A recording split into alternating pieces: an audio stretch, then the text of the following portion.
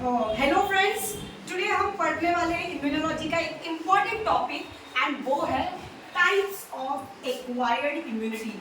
मैंने आपको बताया था एक्वायर्ड इम्यूनिटी क्या होता है।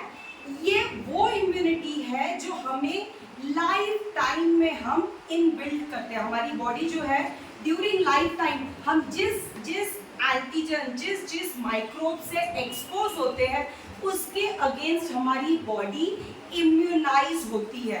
अब इम्यूनाइज होती है मतलब हमारी बॉडी में ड्यूरिंग द लाइफ स्पैन जो भी पर्टिकुलर एंटीजन बॉडी में एंटर करता है उसके अगेंस्ट हमारी बॉडी एंटीबॉडी क्रिएट करती है। अगर हम बात करें इनेट इम्यूनिटी के कंपैरिजन में एक्वायर्ड इम्यूनिटी ज्यादा स्पेसिफिक होता है। स्पेसिफिक होता है मतलब एंटीजन आया, दे एनालाइज कौन से टाइप का एंटीजन है एंड जस्ट उसके स्पेसिफिक ही एंटीबॉडी बनाता है। Antigen antibody complex formation and then ultimately destruction of antigen. ठीक है, सो ये हुआ एक्वायर्ड इम्यूनिटी। अब एक्वायर्ड इम्यूनिटी भी दो टाइप के होते हैं। First is active immunity, second is passive immunity. पहले हम एक्टिव इम्यूनिटी पढ़ेंगे। सो एक्टिव इम्यूनिटी यानी कि ये वो एक्वायर्ड इम्यूनिटी है जो ड्यूरिंग लाइफ स्पैन जिस भी प्रकार का एंटीजन हमारी बॉडी में एंटर करता है हमारा बॉडी फर्स्ट टाइम उसके अगेंस्ट एंटीबॉडी क्रिएट करता है। वो एंटीबॉडी हमारे बॉडी में सर्टेन टाइम के लिए प्रेजेंट रहता है एंड बिफोर डिमिनिशिंग यानी खत्म होने से पहले वो एंटीबॉडी अपना मेमोरी सेल्स बनाता है। मेमोरी सेल्स यानी इन फ्यूचर अगर सेम एंटीजन हमारी बॉडी में एंटर किया तो वो मेमोरी सेल्स बहुत ही स्पीडली और एक्टिवली एंटीबॉडी हाई अमाउंट में बनाता है जो एंटीजन के अगेंस्ट एक्टिवली एक्ट करता है। ओके, सो एक्टिव इम्यूनिटी कब क्रिएट होता है? जब एंटीजन हमारी बॉडी में एंटर करता है। अब क्योंकि एंटीजन आया हमारी बॉडी ने उसके अगेंस्ट फाइट किया बाय एक्टिवेटिंग इम्यूनिटी और स्पेशली एंटीबॉडी बनाकर उसके साथ फाइट किया। So that's why acquired immunity को एडेप्टिव इम्यूनिटी भी कहते हैं। नाउ एक्टिव इम्यूनिटी अगेन दो टाइप्स में डिवाइडेड है, natural acquired immunity, artificial acquired active immunity. अब वर्ड से ही क्लियर हो गया होगा। नेचुरल यानी कि आपने इंटेंशनली कुछ नहीं किया, नेचुरली जब during life time certain circumstances में अगर कोई एंटीजन आपके बॉडी में एंटर किया और आपकी बॉडी ने उस एंटीजन के अगेंस्ट एंटीबॉडी बनाया तो वो कहलाएगा नेचुरल एक्वायर्ड एक्टिव इम्यूनिटी। इसका कॉमन एग्जांपल है हर किसी को किसी ना किसी एज में, किसी को 5 इयर्स पे हो गया हो या किसी को 10 इयर्स पे होता है, स्मॉल पॉक्स, चिकन पॉक्स या फिर मीजल्स, ये होता ही है। तो फर्स्ट टाइम जब आपको होगा तो आपकी बॉडी मीजल्स के अगेंस्ट एंटीबॉडी बनाती है। आप फर्स्ट टाइम है तो सफर करते हैं, मीन्स आपको फीवर आता है, आपको बहुत सारे कान पॉक्सेस आते हैं, बट कहते हैं कि फर्स्ट टाइम जब आपको मीजल्स या पॉक्स हो गया हो फिर आपके एंटायर लाइफ में आपको फिर से मीजल्स या पॉक्स नहीं होता है।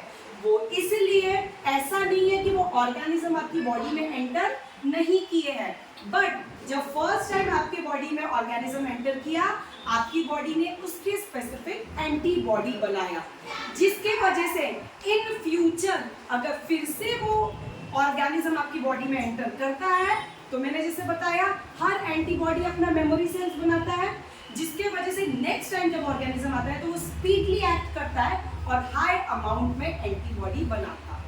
ओके, सो ये आएगा नेचुरल एक्वायर्ड एक्टिव इम्यूनिटी। मतलब नेचुरली मीजल्स के ऑर्गेनिज्म आए, नेचुरली आपकी बॉडी ने एंटीबॉडी बनाया उसके एंटीजन के अगेंस्ट फाइट करने के लिए. So this will be called as natural acquired active immunity. अब नेक्स्ट बात करते हैं आर्टिफिशियल एक्वायर्ड एक्टिव इम्यूनिटी. ये मीन्स यहाँ पर अब आर्टिफिशियल वर्ड आ गया, मीन्स ऑब्वियसली इंटेंशनली किया गया है.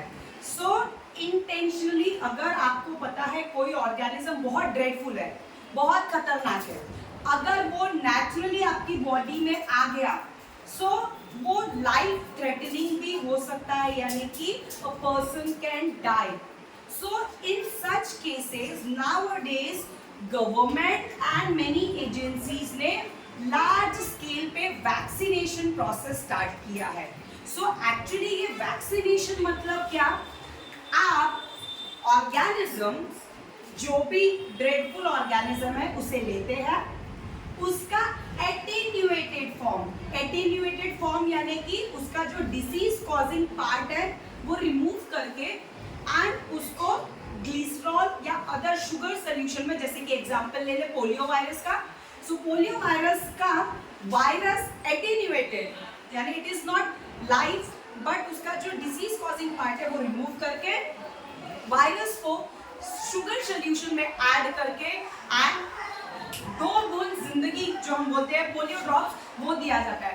पोलियो ड्रॉप्स देने के वजह से, क्योंकि हमने इंटेंशनली वायरस को अपने बॉडी में डाला है, बट वायरस जो है वो एटेन्यूएटेड है यानी वो हमें डिसीज कॉज नहीं कर सकता, बट हमारी बॉडी में वो इम्यूनिटी को एक्टिवेट कर देता है. इवन दो वो डिसीज नहीं कॉज कर रहा, बट वो क्योंकि वायरस अभी भी जिंदा है तो उसने हमारी इम्यूनिटी को एक्टिवेट किया. इम्यूनिटी को एक्टिवेट किया यानी एंटीबॉडी बनाया, एंड जिसकी वजह से टाइम बीइंग के लिए हमें फीवर आ सकता है. आजकल स्मॉल बेबीज को पोलियो वायरसेस पोलियो ड्रॉप जो है लार्ज स्केल में दिया जा रहा है. सो बचपन में पर्टिकुलर डोजेस दिए जाते हैं जिसकी वजह से इन फ्यूचर जैसे जैसे आप बड़े होते हो, अगर आपके बॉडी में लाइव ड्रेडफुल वायरस अगर एंटर कर भी लेता है, क्योंकि because already you are vaccinated, आप वो बीमारी से सफर नहीं करेंगे. Okay great. I think clear between natural acquired active immunity and artificial acquired active immunity. Now active stop कर. Okay, so now next we will see passive immunity. जैसे कि नाम से ही है, इट इज नॉट एक्टिवली यानी directly act नहीं कर रहा है, इनडायरेक्ट एक्ट कर रहा है. सो यहाँ पे भी पैसिव इम्यूनिटी यानी कि यहाँ पर आपकी बॉडी एंटीबॉडी नेचुरली नहीं बना रही है, बल्कि आप जब रेडीमेड एंटीबॉडी अगर कोई ड्रेडफुल ऑर्गेनिज्म बॉडी में एंटर कर ही लिया, अब इतना ड्रेडफुल है कि नेचुरल इम्यूनिटी हमारी काम नहीं कर रही है, सो ऐसे केसेस में हम रेडीमेड एंटीबॉडीज को बॉडी के अंदर इंजेक्ट करवाते हैं. And again just like active immunity, passive immunity भी 2 टाइप के हैं. One is the natural acquired passive immunity. अब एंटीबॉडी हम रेडीमेड ले रहे हैं, सो वो भी नेचुरली. सो इसके लिए बेस्ट एग्जांपल है मदर और फीटस का रोल. सो मदर की बॉडी में जब फीटस यानी स्मॉल बेबी मदर के बूट में रहता है, so that time obviously 9 months it's a long duration. Mother को कुछ इन्फेक्शन, सर्दी, खांसी या कुछ इन्फ्लुएंजा वायरस एंटर करता है. सो ऐसे केसेस में चांसेस है कि बच्चे तक भी वो इन्फेक्शियस ऑर्गेनिज्म पहुंच सकता है. सो ऐसे केस में मम्मी के बॉडी में जो एंटीबॉडी बन रही है वो प्लासेंटा के थ्रू बेबी तक पहुंचता है, जिसके वजह से बेबी भी प्रोटेक्टेड रहता है. इवन आफ्टर गिविंग बर्थ कुछ दिनों तक, मीन्स आफ्टर गिविंग बर्थ जब मदर एंड चाइल्ड का रिलेशन होता है बाय फीडिंग, मिल्क फीडिंग. सो जो मदर के मिल्क में कोलोस्ट्रम जो रहता है, कोलेस्ट्रम, ठीक है, it is the first milk of mother. उसमें high amount of antibody present रहता है जो स्मॉल बेबी को इन्फेक्शन से बचाता है, because small infants are very prone to infection. Okay, so ये जो मदर का फर्स्ट मिल्क होता है, आप लोगों ने सुना भी होगा कि जब छोटा बेबी होता है तो सबसे पहले विद इन 2 आवर्स बच्चे को माँ का दूध पिलाते हैं। वो इसीलिए क्योंकि जो फर्स्ट मिल्क होता है कोलोस्ट्रम वो high amount of antibody carry करता है जो बच्चे को प्रोटेक्ट करता है एनी इन्फेक्शियस एजेंट से। सो ये आएगा नेचुरल एक्वायर्ड पैसिव इम्यूनिटी, यानी एंटीबॉडी मिल रही है लेकिन मदर से चाइल्ड को। नाउ सेकेंड यानी कि आर्टिफिशियल एक्वायर्ड पैसिव इम्यूनिटी, यानी कि इस केस में डायरेक्टली कोई भी इन्फेक्टेड पर्सन उसके सीरम में एंटीबॉडी प्रेजेंट रहता है, उस एंटीबॉडी को एक्सट्रैक्ट करके जो प्रेजेंटली इन्फेक्टेड पर्सन है अगर हमने उसके अंदर एंटीबॉडी इंजेक्ट कर दिया सो वो आता है आर्टिफिशियल एक्वायर्ड पैसिव इम्यूनिटी के अंदर। यानी कि हम इस केस में रेडीमेड एंटीबॉडीज जो ऑलरेडी रिकवर्ड पेशेंट, एग्जांपल हम कोरोना वायरस का देख लेते हैं, तो ये प्लाज्मा सीरम थेरेपी स्टार्ट भी हुई थी कि जो ऑलरेडी रिकवर्ड हो गए थे वो रिकवर्ड का ब्लड सैंपल लिया, उसमें से सीरम सेपरेट किया, सीरम में होता है एंटीबॉडीज, वो एंटीबॉडीज को प्योरीफाई करके देन जो इन्फेक्टेड पर्सन थे जो बहुत ज्यादा मींस बोल सकते सीरियस केस कंडीशन में थे उनको वो एंटीबॉडी इंजेक्ट किया गया। So this will come under artificial acquired passive immunity. So this was all about acquired immunity. Hope आपको समझा होगा। Till then bye bye.